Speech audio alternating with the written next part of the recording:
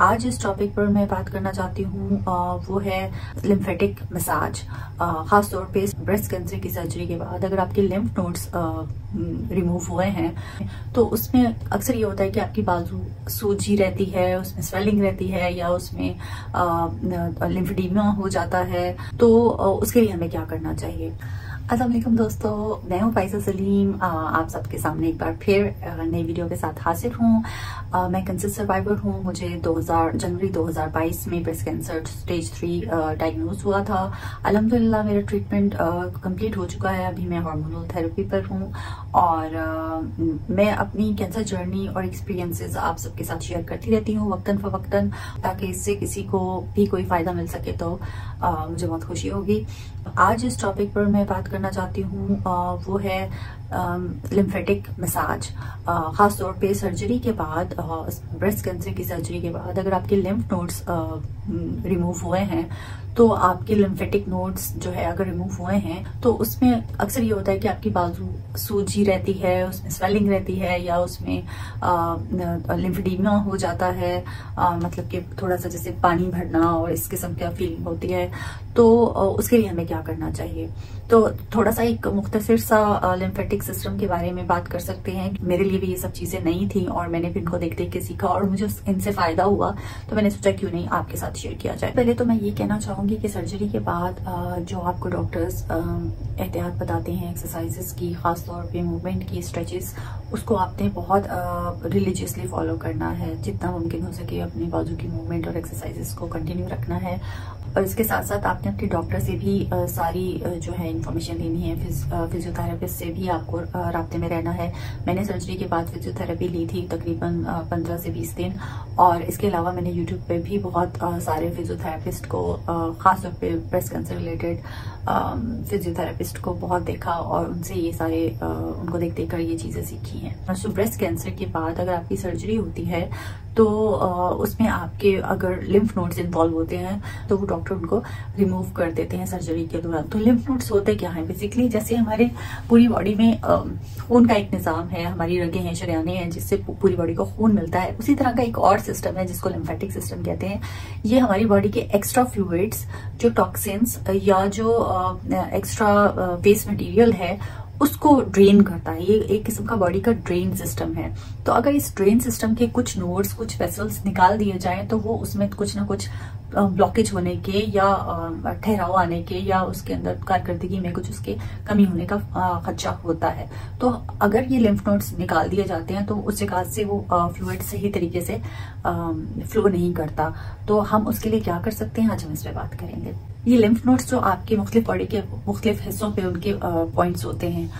खास तौर पे आपकी कानों के नीचे वाले हिस्से में, कॉलर बोन और नेक के वाले हिस्से में, आपके अंडर आर्म्स में, और आपके यहाँ पर इकट्ठे हो जाते हैं, जैसे जॉइंट्स पे इकट्ठे हो सकते हैं। एंड देन आपके लोअर एब्डोमेन में, पेट के निचले हिस्से में, और पेट और टांगों के जोड़ पे, और कुछ अगर आपकी टांग में कोई मसला है तो आपके नीज के नीचे, घुटनों के नीचे जो जॉइंट्स हैं वहां पर ये टॉक्सिन इकट्ठे हो सकते हैं। आज हम बात करेंगे कि कैसे हम अपनी पूरी बॉडी को के लिम्फेटिक सिस्टम को थोड़ा स्टिमुलेट कर सकते हैं, थोड़ा एक्टिव कर सकते हैं। और ख़ास तौर पे हम बात करेंगे कि आपकी जो बाजू है, तो फॉर एग्जांपल अगर आपकी राइट साइड पे सर्जरी हुई है तो हम उस तरफ की बाजू के लिम्फेटिक सिस्टम को कैसे स्टिमुलेट कर सकते हैं अगर वहां कोई सूजन हो गई है, कोई स्वेलिंग हो गई है।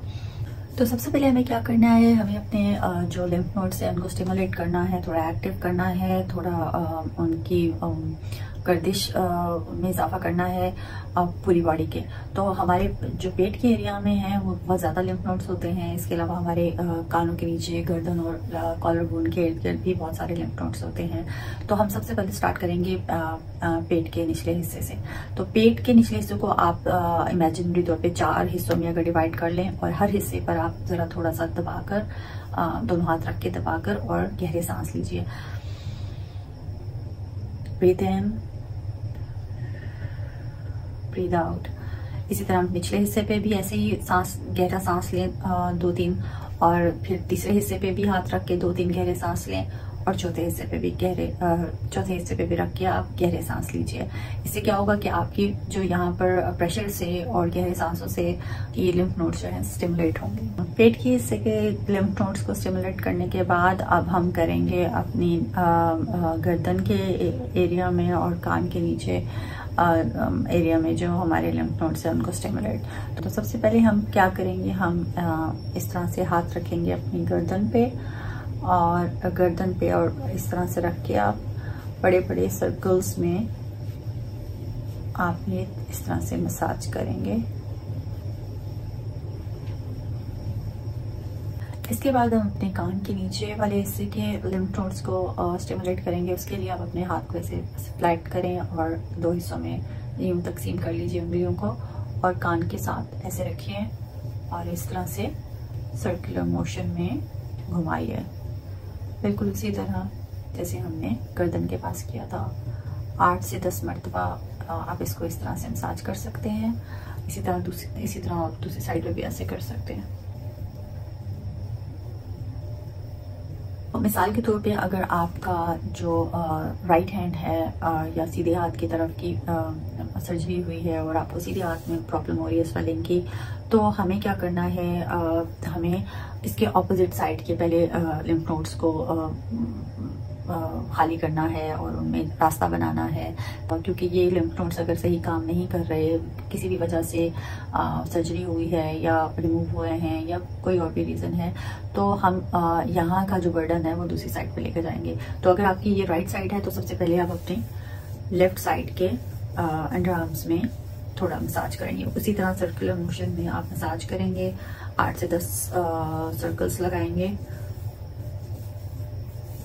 इसके बाद हम आएंगे अपनी जो असल बाजू है, जो साइड है, राइट साइड है फॉर एग्जांपल मेरे केस में, तो हम उसकी तरफ आएंगे और उसके अंडर आर्म्स में हम यही मसाज करेंगे, सर्कुलर, बड़े बड़े सर्कुलर हम इसमें स्ट्रोक्स लगाएंगे हल्का सा और 8 से 10 मरतबा इसको हम ऐसे गोल गोल मसाज करेंगे बड़े सर्कल्स में।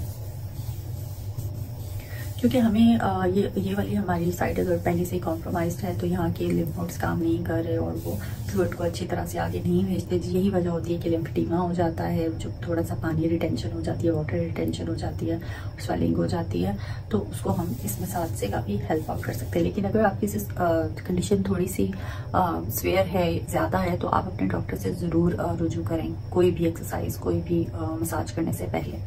ये करने के बाद हमें क्या करना है, अब यहाँ से क्लियर करके यहाँ के फ्लूइड को हमें लेफ्ट साइड की तरफ लेकर जाना है, क्योंकि यहाँ पर क्लॉगिंग हो गई है। अगर किसी भी वजह से अगर लिम्फ नोड्स रिमूव हैं या वैसे भी किसी और वजह से, तो आपको पहले ये जगह खाली करनी है, क्योंकि सारी बॉडी, सारे आर्म का जो फ्लूइड है वो यहाँ से पहले निकलेगा।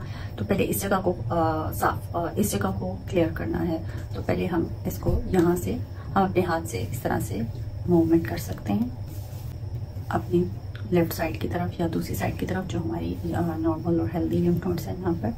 और ये अपनी स्किन के ऊपर भी कर सकते हैं और आप अपने कपड़ों के ऊपर से भी कर सकते हैं, क्योंकि ये जो हमारा लिम्फेटिक सिस्टम है ये पूरा बिल्कुल स्किन के नीचे ही होता है, तो इसको ज़्यादा हार्ड प्रेस करने की ज़रूरत नहीं पड़ती। तो जब हमने ये यहाँ से लिया है तो अब हम इसको नीचे, यहाँ से नीचे क्लियर करने की कोशिश करेंगे। बज़ाहिर ये कुछ नहीं लगता, लेकिन इसको जब आप करेंगे, अगर आपके कहीं स्वेलिंग है और इस तरीके से करेंगे तो आपको बहुत फ़र्क महसूस होगा। मुझे क्योंकि हुआ है ये फ़र्क महसूस। अब हमने जब यहाँ से थोड़ा सा क्लियर कर लिया है अपने फ्लूइड को, तो अब हम चाहेंगे कि हम डाउनवर्ड पोजीशन में, इसको डाउनवर्ड डायरेक्शन में लेकर जाएं मसाज को, ताकि जो हमारा फ्लूइड है यहाँ से बिल्कुल क्लियर हो और नीचे की तरफ जाए, क्रीज है उस तरफ जाए। और ये जगह हमारी खाली होगी तभी फिर हमारी बाजू में जो एक्स्ट्रा फ्लूइड फंसा हुआ है, जिसकी वजह से स्वेलिंग हो रही है, मसला हो रहा है, वो क्लियर होगा। अब जब हमने ये दोनों हिस्से, ऊपर वाला हिस्सा क्लियर कर लिया है मसाज से और ये पैसेज क्लियर हो गया है, अब हम अपनी बाजू की तरफ आएंगे। तो बाजू को मैं चाहूँगी कि हम 4 हिस्सों में, मुख्तलिफ पार्ट्स में डिवाइड कर लें, like shoulder, upper arm, elbow, joint और फोर आर्म और फिंगर्स एंड हैंड। तो सबसे पहले शोल्डर में हम इस तरह से मूव करेंगे, कोशिश करेंगे, हेल्प करेंगे कि सारा फ्लूइड ऊपर की तरफ आए, और पीछे से इसको करना मत भूलिएगा, पीछे की तरफ से भी फ्लूइड को। जब हमारा ये ऊपर का हिस्सा क्लियर हो जाएगा तभी हमारा बाकी फ्लूइड भी निकलने में आसानी होगी। शोल्डर करने के बाद हम अंडर आर्म्स को दोबारा से करेंगे ताकि अच्छी से स्टिमुलेट हो जाए। स्टार्ट फ्रॉम अपर आर्म, क्योंकि पहले ये वाला हिस्सा क्लियर होगा तो हमारी बाकी भी बाजू से और हाथ से फ्लूइड जो है वो यहाँ तक आ सकेगा। हम यहाँ से अगर स्टार्ट करेंगे तो फिर क्योंकि और अगर ये हिस्सा क्लियर नहीं होगा तो वो ज़्यादा हेल्पफुल नहीं होगा। तो लेट्स थिंक कि ये आपकी बाजू के 4 हिस्से हैं अपर आर्म्स के, ऊपर का, 2 साइड्स और एक नीचे। आपने हर हिस्से पर इसी तरह 8 से 10 मरतबा मसाज करना है अपवर्ड, ऊपर की जानिब, साइड्स पे 5-5 दफ़ा। मैं अभी पूरे 5 दफ़ा नहीं कर रही, 5 से 8 दफ़ा, लेकिन आपको करना है।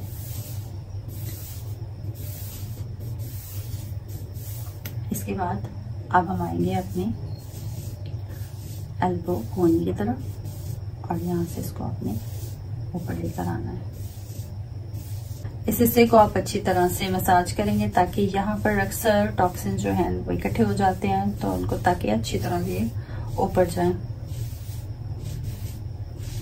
फ्रंट हाफ की तरफ आएंगे और इसको भी आपने 4 हिस्सों में तकसीम करना है, बैक, फ्रंट, साइड्स, और इनको 8 से 10 दफ़ा मसाज करना है।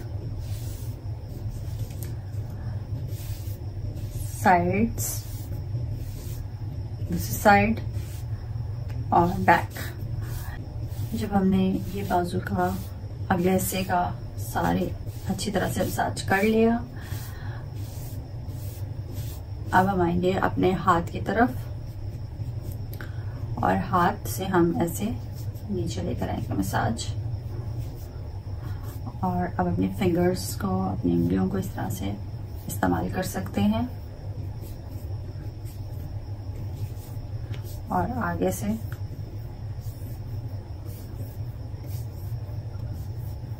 और आप अब अलग अलग उंगलियों का मसाज करेंगे इसी तरह से।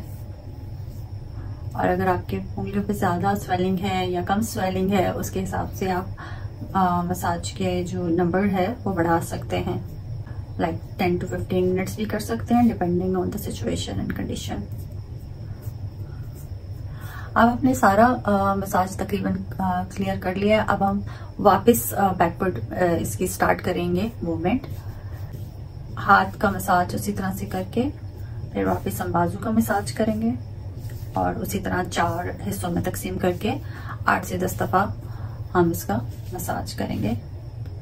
इसी तरह 8 से 10 बार हम वापस करेंगे। ये सारा हम जो हमने पहले किया था अब उसको हम वापस उल्टा कर रहे हैं।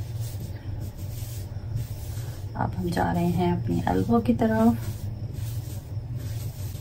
इसी तरह हम जाएंगे अपर आर्म की तरफ, बिल्कुल जैसे हमने पहले किया था।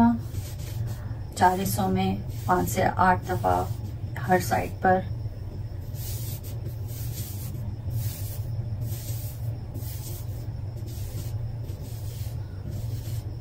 तो इसी तरह के हिस्से पर अपनी अच्छी तरह से वक्त लगाकर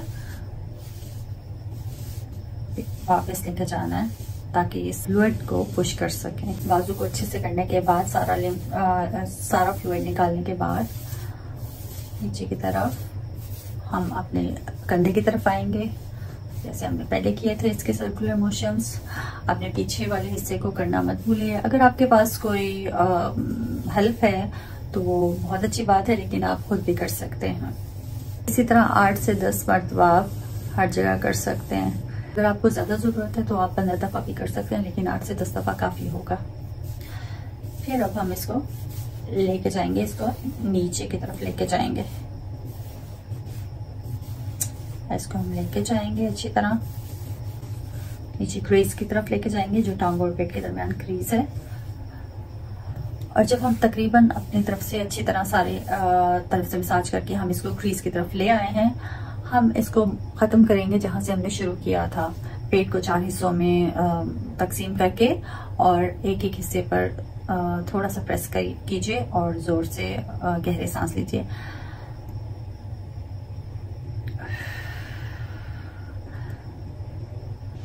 पाँच से 6 मरतबा हर जगह पे हाथ रख के चारों हिस्सों पर, और आप इसको मुकम्मल कर सकते हैं। और ये आपका मसाज मुकम्मल है और आपको बहुत बेहतर महसूस होगा इसको करने के बाद। ये मसाज रोज़ भी किया जा सकता है या एज पर नीड भी किया जा सकता है।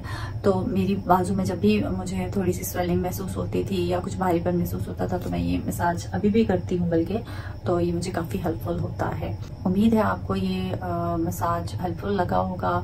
और अगर आपके पास कोई सवाल है तो आप मेरे से पूछ सकते हैं कमेंट्स में। वीडियो को लाइक करना और सब्सक्राइब करना चैनल को मत भूलिएगा, क्योंकि अब मैं इसको सीरियसली बनाना चाहती हूँ और रेगुलरली वीडियोस बनाऊंगी इंशाल्लाह। जल्द ही एक और वीडियो शेयर करूंगी। तब तक के लिए दें इजाज़त। अल्लाह हाफ़िज़।